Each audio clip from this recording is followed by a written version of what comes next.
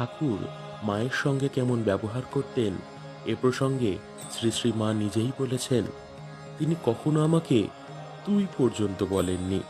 দক্ষিণেশ্বরে একদিন ঠাকুরের ঘরে তিনি খাবার নিয়ে গেছেন, ঠাকুর তা খেয়াল করেননি। যথাস্থানে খাবার রেখে শ্রী শ্রী মা চলে আসছেন।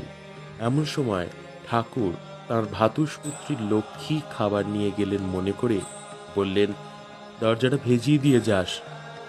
মা বললেন, আচ্ছা।